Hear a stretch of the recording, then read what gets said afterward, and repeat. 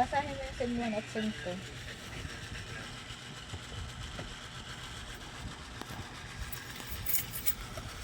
Ari ang SIM 1, ito ang SIM 2. O sa SIM 1 mo ilagay. Nakatayo. Nakaharap. Nakagarne. Ay, tingnan mo yung ano, yung nakaate ng SIM card. O, iyan.